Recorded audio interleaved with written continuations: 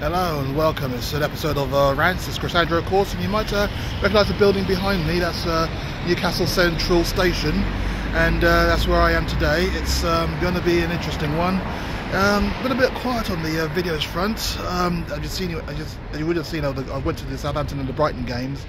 No videos done at the end of those ones. Just literally the aftermath videos that were done. Didn't go to the last game, which saw us lose 3-2 at home to Bournemouth. I decided to have a day with the family, and probably was a good idea that I did that, because the game, from what I've seen, I haven't seen the highlights yet, but I saw that we were trailing twice and then we equalised and then we lost the goal in the last seconds. It's just systemic of what's going on at endemic what's going on at the club, really, and I'm not quite sure where to go from here. This game was already booked before, which is why I'm here, so looking forward to seeing how that one turns out. Spurs at the moment, I'm not quite sure where we are in the league, but for me that really doesn't matter.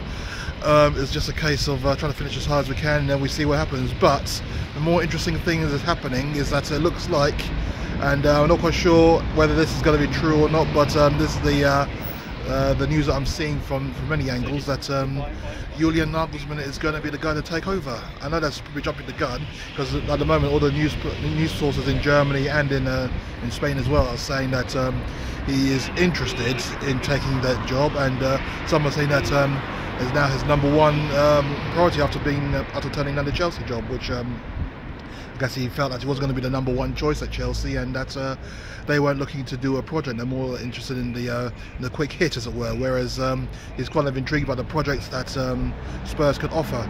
And we do have a long list of managers that want to do projects at Spurs. I mean, notably AVB, but also Pochettino as well, who was mooted to be one of the guys that, obviously, as you would have heard at the stadium, everyone wants, but as you know from what I've been saying many times, is the guy that I don't want to see get back at Spurs.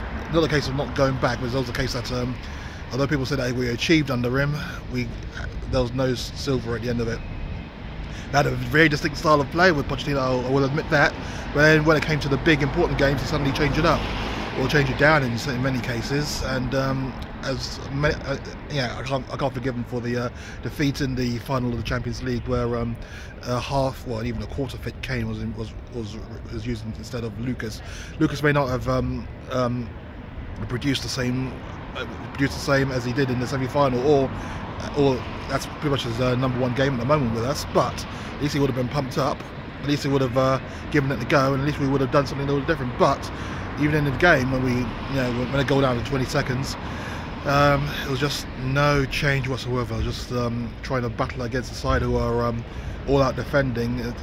In other games as well, Man United in the semi-final of the FA Cup, Chelsea in the semi-final of the FA Cup, Chelsea in the final of the League Cup. Just way too many things that gone against him for me to say yes, I want him back.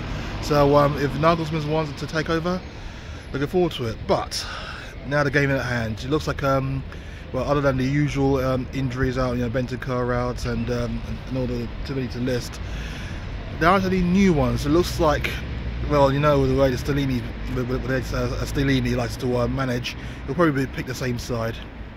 It's going to be the same side. There's going to be Lloris in goals. There's going to be I think Longley, is he injured or is he suspended? But he might pick Longley. Might pick he can't know how it's all going to pan out. Pedro Porro apparently had a really poor game against Bournemouth, but he's going to start because Emerson's still out.